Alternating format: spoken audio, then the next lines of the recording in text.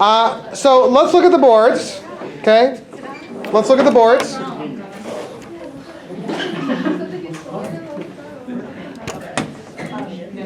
That one looks good.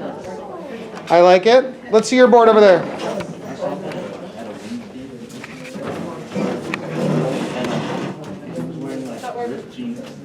I got it.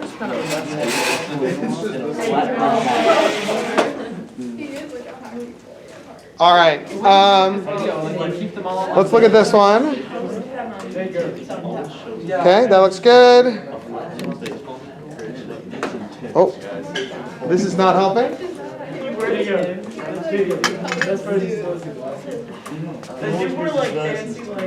All right, we got one more. Sophie, hold your board up, please. All right, so these look fantastic. So as we start our discussion here, tell me what you notice about the boards. Okay? Tell me what you notice about the boards. They're similar. In what way are they similar? Everyone's graph kind of looks similar. Okay. Can we be a little bit more specific? Like, what do you see about the graphs that might be interesting or like, okay? There's asymptotes on both axes. Say it one more time. There's asymptotes on both of the axes. It does seem to be asymptotic on both axes. I actually really like that as a as kind of an observation. That makes a lot of sense to me. Okay. What else? Everybody's like slope, like values in the equation, they're all different. The coefficient values? Yeah. All right. Mars? What's your coefficient value?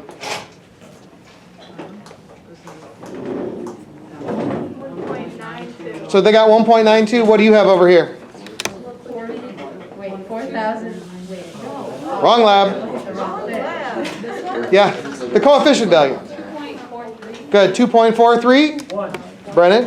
1.0. Yeah, 0.0. That's weird. Bronan. Yeah, because we made up our data. 4.2. As always. Sophia, what's yours? 0.449. And this one here, 0.38. Yeah, actually, so those are different. Okay, those are different. I mean, I'm looking over here. This one's 0.42. This one's 0.44, and this one's 0.38. Those are actually relatively close to one another, but this one's 1.0. This one over here is 2, and this one over here is 2.5. So I think the coefficients are different. Okay. All right. What else?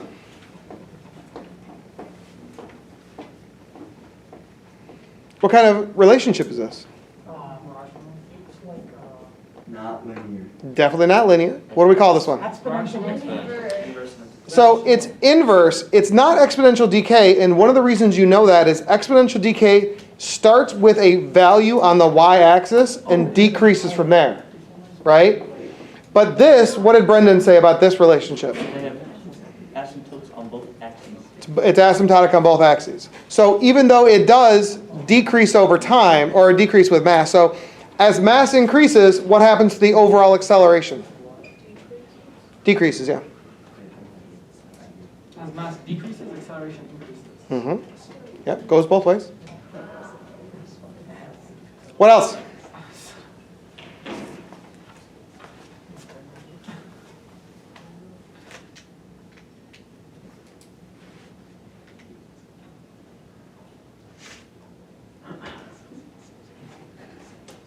This is an inverse variation. Are you guys happy with the fact it's inverse?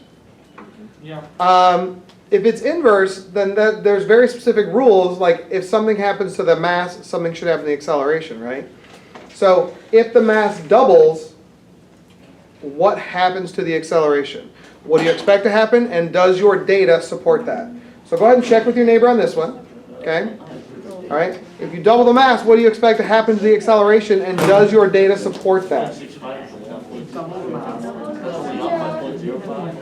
like having? It's having? Yeah. It's about. So if it's doubling, it's about. So it's about exactly.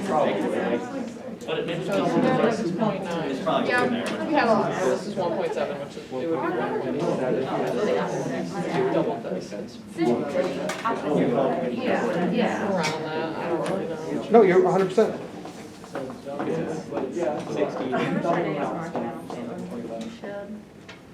All right, what do we think? Go, Jacob. I think that when you double the mass, it halves the value of the acceleration. Okay. He says doubling the mass halves the acceleration. Do you have some evidence to support that? So our board doesn't exactly support it, but I've been looking at other boards and it appears to do so. Show me where. Very closely. I mean, theirs goes from 0.8 mass to 1.5 mass, which is pretty close. They have a 0.55 to 0.26. And I mean, none of them are perfect, but they're decently close. And I mean, ours shows it too, it's just not perfect. Well, if you don't have a perfect doubling, are you close to something? Like, give me. Like we're close to double. Or like Okay. with the 0.65 and 1.25, goes from 0.59 to 0.35. So close to doubling is close to half. What about tripling? If you triple it, what do you expect to happen? Triple. Yeah, I don't have a triple. Does anybody have close to a triple on their board? Like, you estimate. Like, no, we do not. and what's 1.6? You guys have a triple over here. You have 0.75 to 2.25. Yeah. Okay. And what happens there?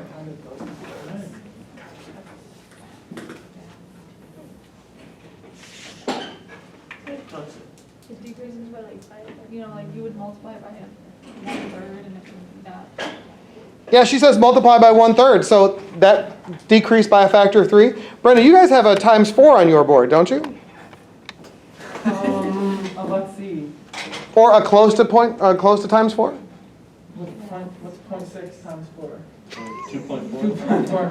Yeah, kind of, yeah. All right, and what happens? Yeah, it fourths. It fourths. Like it divides. We got whole new verbiage here today. It fourths. Let's see it. Show us. Sure.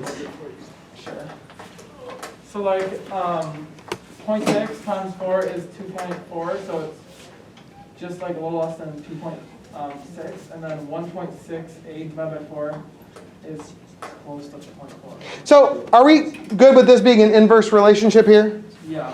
I actually feel really good about that. I think that you guys did some good measurements. And we have some coefficients.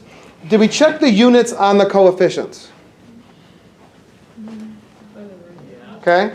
What do you think the units of the coefficients are? I think this is going to be important. So why don't you check with your neighbors, check with the group real fast, see what the... Like mass is because you're dividing by mass, so you would be like, it's mass. Okay, yeah.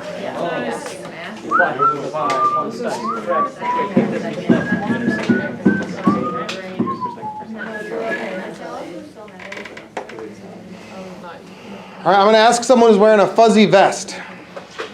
Don't do that to me. I'm giving you fair warning.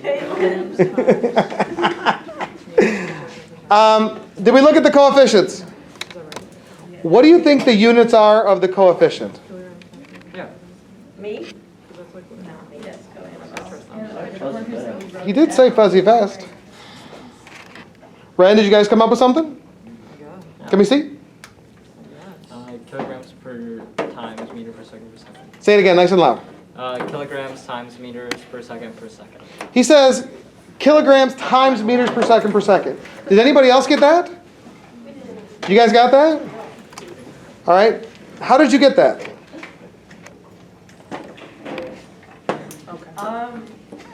Well, acceleration is meters per second, but then because you're dividing it by mass, you have to cancel out the mass. Mm-hmm. So when you multiply meters per second times kilograms, it cancels out the mass at the bottom, so then the units would be meters per second. Okay, Ronan, I'm looking at yours, and you don't quite have that. Yeah, so I believe we forgot to put a kg in there. That's about it. Okay, so that's okay. So we have a unit. Does that unit seem to have physical significance for us? Yep. It does? Yeah. I'm so confused. Okay, the question is, does that unit seem to have physical significance? Yeah. And Why not? What is going on? Physical significance? Like, yes. Why not? Well, I mean, the question is, what does it mean? For every kilogram, You tell me. It's a slope, So straight lines have slope, or I mean, okay, yeah. right? So straight lines have slope. This is not straight. It would have a slope at any given point, but it doesn't have a constant slope. So this coefficient doesn't really represent the slope of the line. The slope of the line is a measurement of the steepness, right? I mean, yours is what? 1 kilogram times meters per second per second. Yours is Yeah. 0.4 kilograms times meters per second per second. Yours is 2.5 kilograms times, or 2.43 times kilograms, or kilograms times meters per second per second. yeah. It's the unbalanced force. It's what? The unbalanced force. Isn't it the same? Okay. Oh, I'm crazy. Well, those things aren't necessarily mutually exclusive. I mean, you may be right and be crazy. I don't know. Let's explore this. You do this. Let's explore this for a moment. Brendan made a really bold statement here. He says, no, look, I think your coefficient value is also your unbalanced force value. That's your statement, yes? Yeah. So if you would, check your own board and then check everybody else and see, is that true or is that not true? Okay? Check your neighbors, right? Yeah. Your unbalanced force is 1.5. I can't even, I don't want to get That's it. okay. We know. This is up there, but I Yeah. So you're good. So your unbalanced force was, and your coefficient is 1.9. Okay. What does your board even say? Nobody can see it. Theirs, their unbalanced force value is 2.5 and their coefficient is 2.4. Oh, so Okay. Close enough. All right. Does anybody like to weigh in on Brendan's supposition here, his hypothesis? Agree, disagree? George, you're on board with that? Yeah. Tell me what you're thinking. So ours is 0.427, which is basically the same as 0.5 to like newtons, and that's what we started out with. So your unbalanced force is 0.5 and your coefficient was 0.4. Did any other groups have an unbalanced force of 0.5? You guys did. And what was your coefficient? 0.449. So is this, are you all, I mean, you guys are 2.5, yeah? Yeah. And your coefficient was 2.43? Are you guys on board with this? You want to like make this a statement like this can't be a coincidence? Yeah. Sure. Okay. So help me write it then.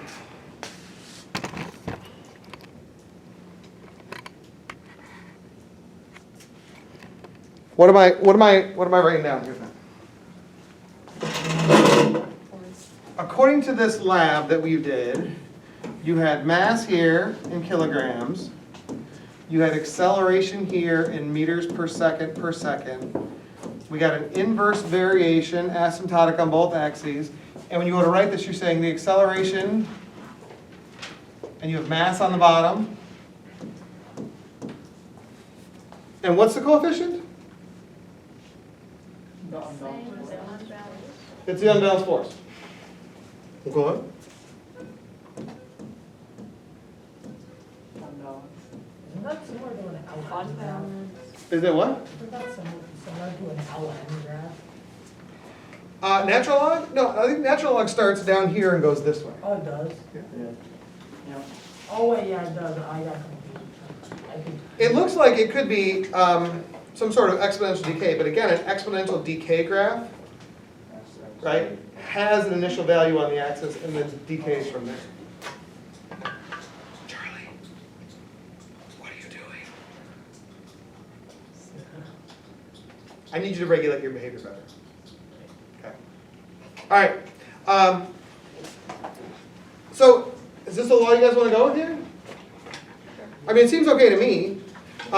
As we build these ideas, okay, as we build these ideas, we look at them and we say, like, this is our current understanding, and we reserve the right to change this if we get new understanding, right? So this is that moment, and on that page in your lab, you're writing this down so you have this information for yourself later.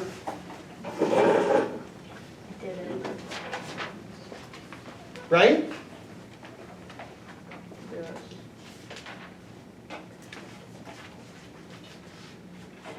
I mean, that's just how school works, right? We just try to, you know.